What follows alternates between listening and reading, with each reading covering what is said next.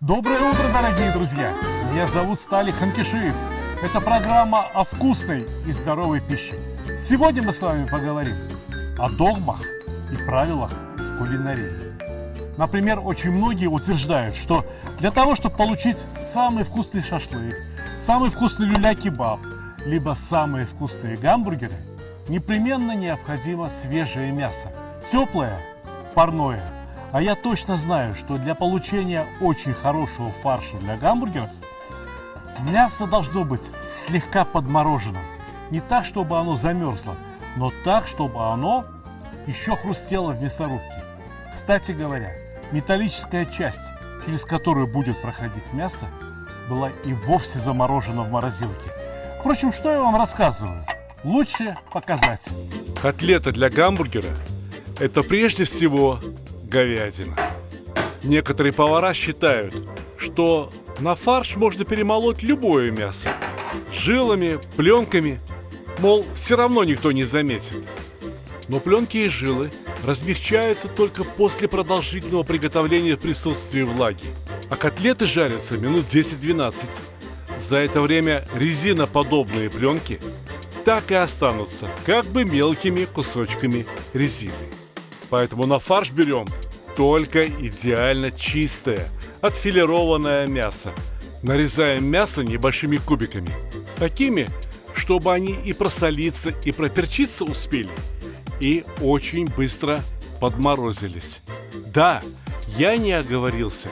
Традиционно на кухне самыми главными устройствами считаются те, которые нагревают продукты, для того, чтобы подготовить их к пищеварению, сделать более удобными для поедания. А сегодня мы с вами используем холод ровно в тех же самых целях. Мясо мы подморозим лишь слегка, примерно до минус 2 градусов, чтобы внутри оно еще, может быть, оставалось мягким, а снаружи уже хрустело. Кстати, вот эти пленки, жилки, обрезки не являются браком. Сохраните их для приготовления бульона. Подмороженное мясо уже не просолишь и не приправишь, поэтому солим и перчим заранее. Но помимо мяса в холодильник необходимо отправить еще и мясорубку. По крайней мере, ту ее металлическую часть, через которую будет проходить мясо, перемалываясь в фарш. Подписывайтесь на мой канал в YouTube. Не пропускайте ролики. Смотрите их внимательно, не проматывая. И вы узнаете о кулинарии то, о чем даже и подумать не могли. Вы узнаете совершенно новые приемы, которые позволят питаться намного вкуснее, чем в самых дорогих и помпезных ресторанах. Смотрите, что будет дальше. И вот такое мясо, которое охладили примерно до минус 2 градусов, мы сейчас пропускаем через мясорубку. Чистая говядина, ни грамма жира и никакого лука. Все абсолютно по-американски.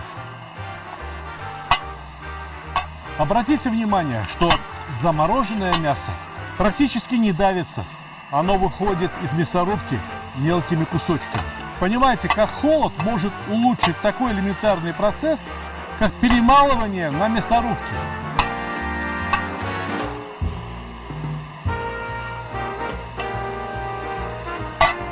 Мясорубку в сторонку и очень быстро формируем котлеты. И что теперь? Скорее, скорее, тепленькими дедушкиными руками лепить котлетки? Нет, не для того мы остужали фарш. Вовсе не для того. Посмотрите, что я сейчас буду делать. Вот это кольца, которые в ресторанах применяют для того, чтобы сформировать салаты. Кисточка, обычное растительное масло. Мы смазываем маслом кольцо изнутри. Мы смазываем и поддон, где будут формироваться котлеты.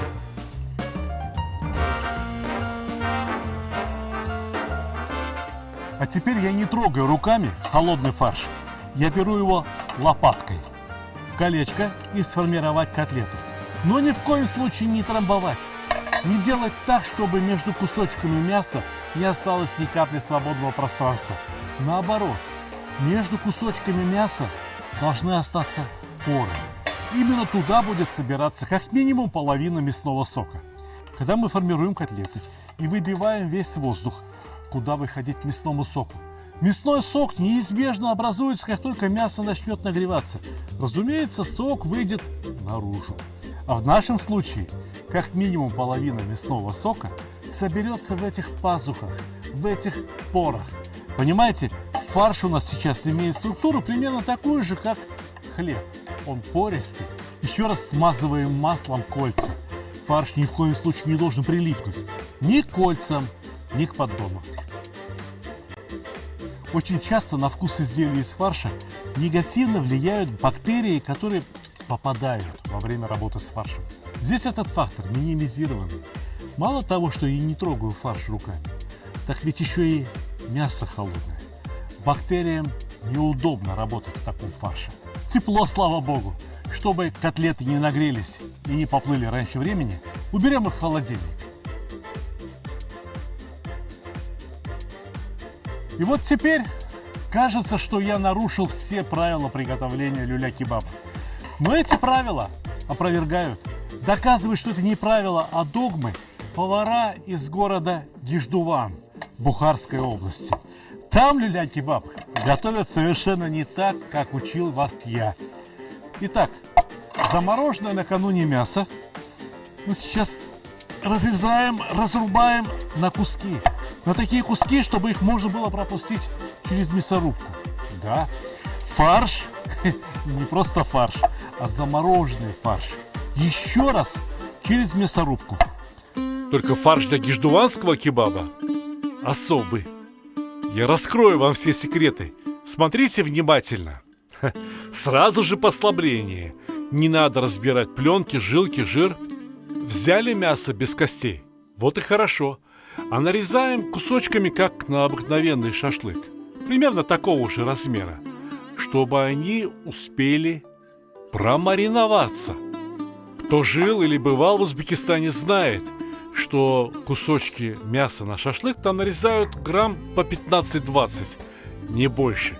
Но шашлык, тем не менее, получается удивительно вкусным и сочным. Все точно так же, как в обычный шашлык. Порезали мясо, а теперь нарезаем кубиками курдюк. Если у вас нет курдюка, берите любое другое сало. На килограмм мяса 300-400 грамм сала и грамм 300-400 лука. Лук нарезаем полукольцами среднего размера. Примерно так же, как если бы вы резали лук для того, чтобы замариновать шашлык. Вы же помните, я же вам показывал, что именно лук необходимо посолить для того, чтобы из него можно было легче отжать сок. Крупинки соли как бы травмируют лук, вот сок и бежит. Этот сок подмаринует мясо, сделает его вкуснее. Те, кто пытались приготовить люля-кебаб по разным рецептам, знают, что многие повара отжимают этот сок, оставляют только луковый жмых и с луковым жмыхом готовят люля-кебаб. Разумеется, это ошибка тех, кто не понимает, что такое настоящий люля-кебаб. Приправлять мясо можете на свой вкус, но я беру черный перец, немного зиры и чуть побольше кориандра. Это устоявшееся в нашей семье сочетание. Можете попробовать по-нашему, а можете подобрать свой букет специй, подходящий именно для вашей семьи. Теперь фарш необходимо оставить примерно на час в теплом месте, для того, чтобы он подмариновался. Через час доставайте мясорубку, и вот лайфхак. Не надо пачкать еще одну посуду. Надевайте целлофановый пакет на мясорубку, в этом целлофановом пакете и будет храниться фарш. Знаете, лучше разложить фарш по нескольким пакетикам, чтобы в одном пакетике лежало фарша на 3-4 шампура. То есть примерно 300-400 граммов. Кроме того, небольшой пакетик намного скорее замерзнет. Поэтому фарш лучше хранить не комком, не кубиком, а небольшими компактными пластинами. И замерзнет скорее, и места в холодильнике будет занимать немного. А кроме того, ну посмотрите, как удобно. Допустим, пришли гости, и вы понимаете, сколько шампуров люля-кебаба вам необходимо приготовить. Столько пакетиков фарша достали, и люля-кебаб, сочный, ароматный, уже через 15 минут на вашем столе. Но пока что этот фарш необходимо заморозить как можно надежнее. Давайте подумаем, что произошло с мясом в морозильнике. Кто-нибудь забывал бутылку в морозилке? Знаете, да, что стеклянная бутылка в морозилке лопается. Мясо состоит из клеток. Клетки заполнены преимущественно жидкостью. При температуре минус 4 градуса кристаллическая решетка льда меняется. Лед расширяется, поэтому лопается бутылка. Поэтому, скорее всего, лопнули все клетки, из которых состояло мясо. Лопнули, нарушилась мясная структура. Мы как бы испортили мясо. Я никогда не был в городе Гиждуван, но я хорошо знаю об этом городе по Ташкенту. В Ташкенте, куда ни поедешь, там написано «Гиждуванская самса», «Гиждуванский кебаб». Я пробовал этот кебаб, и мне он очень понравился. Он необычный, он очень вкусный, он очень сочный. Я долго искал, в чем же состоит секрет гиждуванского кебаба. Поначалу я подумал, что вот те, кто использует замороженный фарш, это они просто так халтурят. А оказывается, в этом вся фишка. В этом состоит принципиально новое использование другого диапазона температур. Обычно, когда мы готовим, мы нагреваем продукты. Но все знают, что не приготовить, например, холодец, не приготовить мороженое без холодильника. Так вот, именно в Гиждуване, неподалеку от древней Бухары, научились использовать на благо не только нагрев, но и холод, но и мороз. Появились морозильники. Следите за моими действиями. Не годится, чтобы кулинарные знания, гениальные изобретения хранились где-то только в одном маленьком городке. Я считаю, что все хорошие люди достойны того, чтобы кушать вкусный гиждуванский кебаб.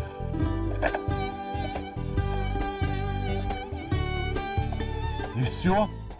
Вот эти кубики замороженного фарша напрямую в мясорубку. Я хочу обратить ваше внимание, насколько легко проходит через мясорубку замороженный фарш. Ведь обычно где-нибудь да застрянет. А сейчас все рубится ровно так, как надо.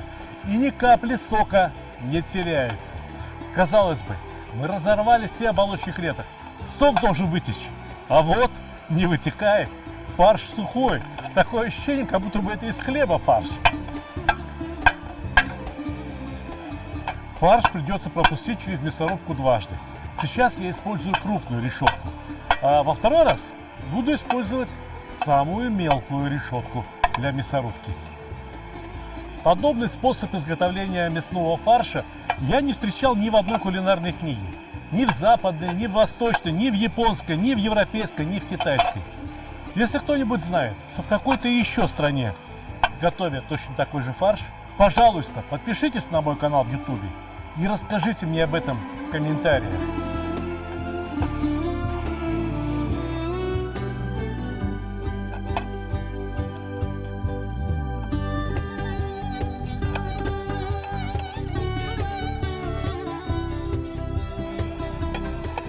И пропускаем фарш еще раз. Я стараюсь трогать фарш руками как можно меньше.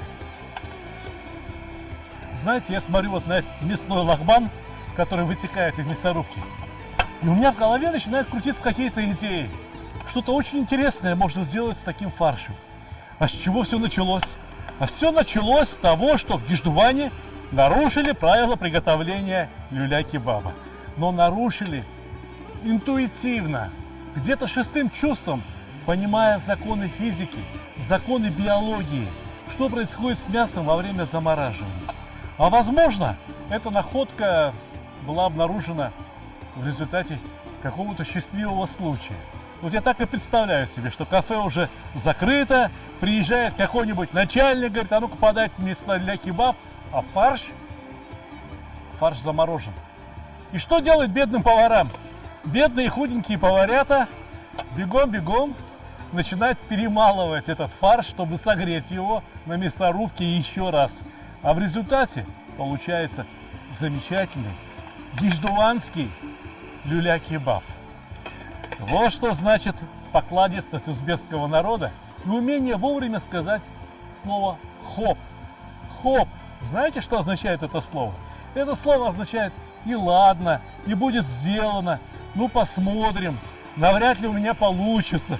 Это слово, пожалуй, что самое многозначное из всех неизвестных. Но по этому слову, как только кто-нибудь в речи говорит «хоп», неважно, кто это человек по национальности, я понимаю, передо мной земляк. Ну а теперь все очень просто, потому что действуем по правилам. Смачиваем руки в воде, потому что фарш должен прилипнуть к шампуру, а не к рукам. Берем в руки, примерно 100 грамм фарша. Я думаю, что больше не надо. Гиждуванский кебаб не готовится большим, не готовится слишком крупным. Я придаю кебабу плоскую форму, потому что готовиться он будет с двух сторон, а не с четырех, как мы готовим обычно. Как правило, фарш для люля-кебаба очень сильно вымешивают. Но сегодня мы не вымешивали люля-кебаб. Эту работу за нас сделал мороз и мясорубка. По 2 котлетки на каждый шампур. Отлично!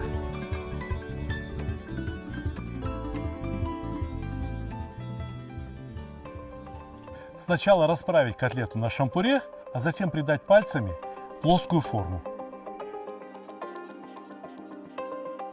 Вот такие замечательные свойства у холода.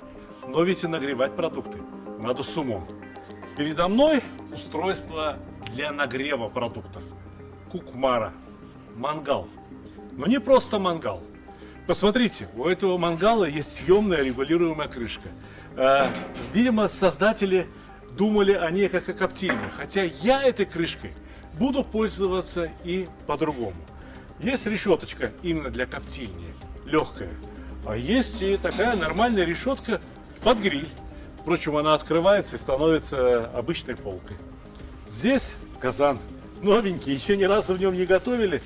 Хороший алюминиевый казан, литров на 7 я вижу, который установлен довольно удобный очаг. Впрочем, этот очаг можно отвернуть в сторонку, и он не будет мешать. Более того, этот очаг съемный, его можно убрать в сторонку, и ничего не будет мешать готовить самый обыкновенный шашлык. Посмотрите еще. Мангал разделен на 2 части перегородкой. Это очень удобно, потому что в одной части можно насыпать угля побольше, в другой поменьше, и можно по-разному отрегулировать огонь. Кстати, в колоснике этого мангала все как любят некоторые. Есть отверстие для поддува. Но поддув регулируемый, он независимый. В одно отделение можно направить побольше воздуха, а в другое отделение поменьше. И все будет гореть ровно так, как задумал автор. Одним словом, перед вами очень бюджетная, доступная практически каждой семье походная кухня. Попользовались? Не нужен больше мангал, не нужен больше очаг. Прекрасно, все складывается и на колесиках передвигается туда, куда надо. Ну, пойдемте готовить.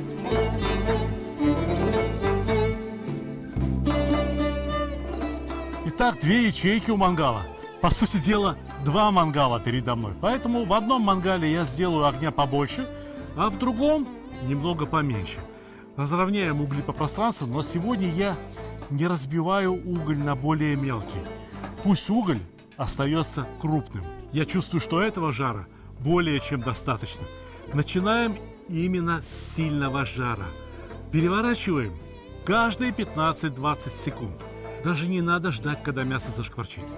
Вот немного пошел дымок, вот чуть-чуть мясо изменило свой цвет. Все, переворачиваем. Мясо должно прогреться равномерно и очень быстро. Необходимо, чтобы белок внутри мяса схватился, свернулся, точно так же, как сворачивается куриный белок. Из жидкого становится твердым. Для того, чтобы фарш не протек вниз в уголь. Я уже говорил, для чего мангальщику необходимо опахало. Вовсе не для того, чтобы дым отгонять, для того, чтобы кислород к углям подгонять, для того, чтобы угли жарили сильнее. Опахало в руках мангальщика – это педаль акселератора.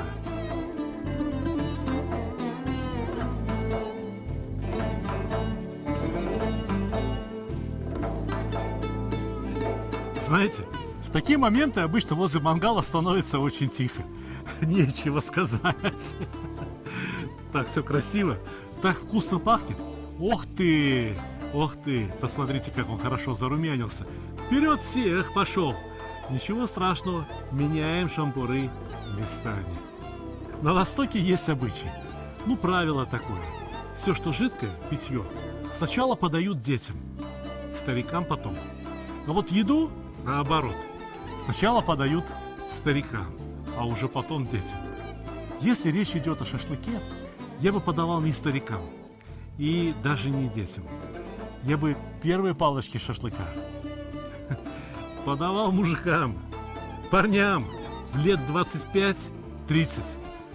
Потому что такой аппетит, как у молодых ребят в 25-30 лет, никогда потом в жизни не будет.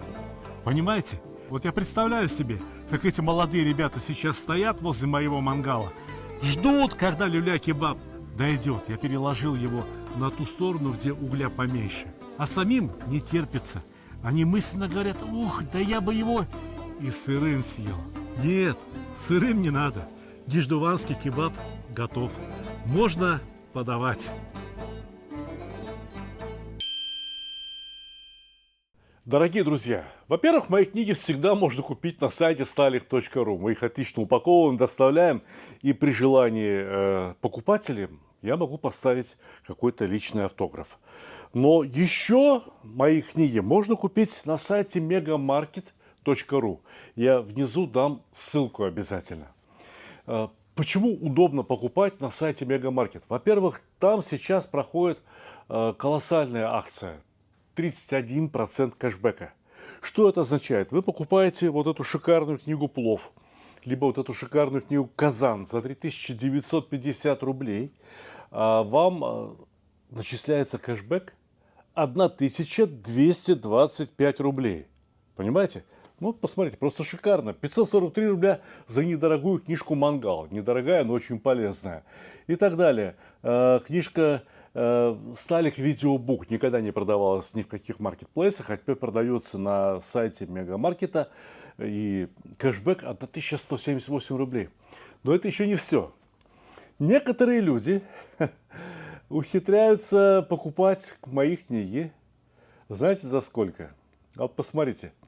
Человек купил книжку «Мангал» и заплатил всего лишь навсего 18 рублей. Кто-то купил книжку «Плов» и заплатил 40 рублей. Но вот эти люди, вот они уже получили, доставлено покупателям, здесь написано, вот эти книги уже получили люди. «Счастье кулинара», «Сталих Видеобук», «Плов. Кулинарные исследования». Они заплатили, знаете, сколько? 0 рублей. Каким образом? Если вы пользуетесь карточками Сбера, то там начисляются особые бонусы. Сбер спасибо. И многие не знают, как их потратить. Значит, заходите на сайт Мегамаркета, ищите кулинарные книги Сталика Ханкишиева. Потом я вас отдельно хочу попросить. Значит, вот здесь есть возможность выбрать среди продавцов. Выбирайте Сталих Ханкишиев. Значит, почему это необходимо сделать? Дело в том, что очень многие какие-то магазины продолжают торговать моими книгами, но это остатки книг, которые кочевали со склада на склад и неизвестно в каком состоянии. У меня книжечки новые, отлично упакованные, вы получите и будете очень рады. Итак, по Сбер спасибо можно получить даже бесплатно, либо заплатить столько, сколько вам удобно. Можно получить огромный кэшбэк 31%. И кроме того, шикарный выбор для подарка, да и просто для себя любимого. Ну а теперь самое время пожарить котлеты. Гриль. Гриль довольно серьезный, керамический, американский, очень дорогой. Но я вам точно говорю, если соблюдать все правила, если понимать, как работает мясо, как греет уголь, то неважно, какой у вас гриль. Дорогой, дешевый, или вы готовите на 4 кирпичах, все накрывая тазиком. Получится все точно так же, если голова работает. Смотрите внимательно. Уголь разогрелся как следует. Опускаем решетку. Решетка До этого у меня не нагревалась. Я ее только сейчас поставил.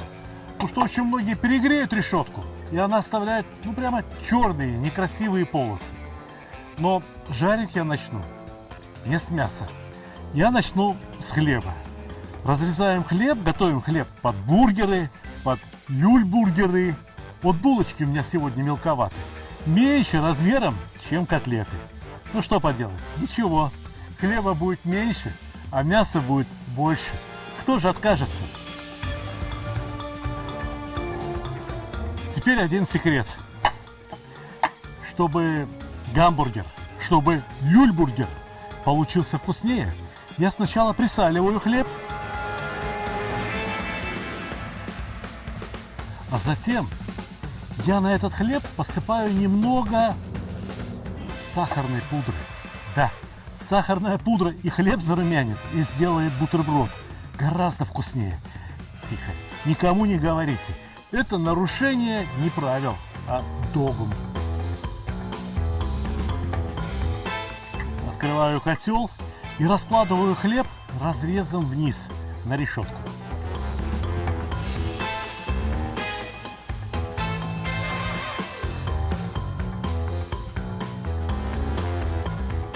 Одна минута.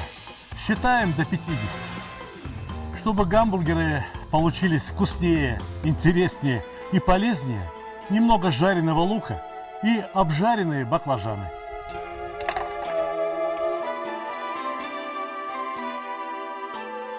Минутка прошла. Замечательно. Вынимаем хлеб. Опа. Румяненький, горячий и хрустящий. Хрустящий не только снаружи, но и изнутри. Прежде чем раскладывать по решетке котлеты, я должен смазать ее. Смазать жиром. Вот да, с той самой говядины. Довольно много жира осталось. Вот им и смажем. Раскладываем котлеты.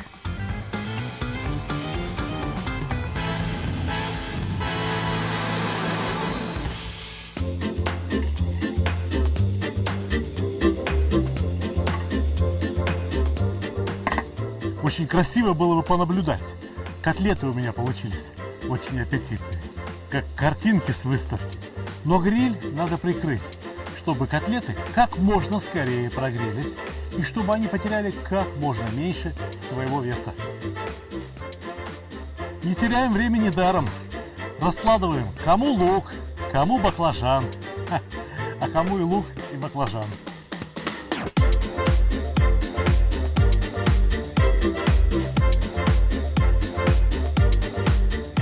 Ого, какой дым пошел. Заглянем? Супер. Отлично. Приподнимем котлетку, еще мягкая внутри, но тем не менее попытаемся перевернуть. Опа. Вообще бургер, разумеется, это котлета. Булочка и все остальное только форма подачи. На уж сыр – это чистая вкусовщина. Тем не менее, по ломтику сыра на каждую котлетку. Любите? Хорошо, не буду с вами спорить.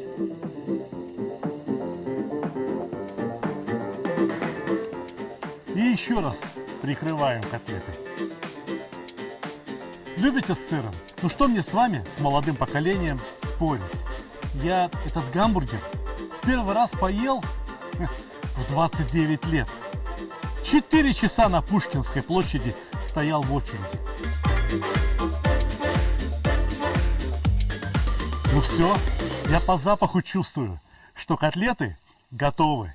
Снимаем.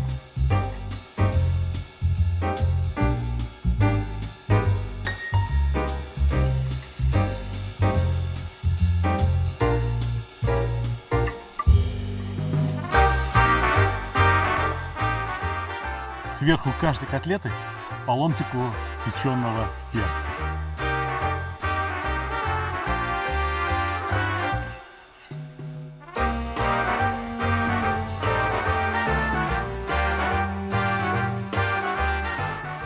Кажется, готово. И выглядит это, дорогие друзья, замечательно.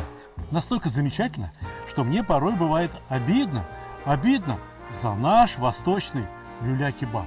А уж такой люля-кебаб, как у меня сегодня получился, Настоящий иждуанский кебаб.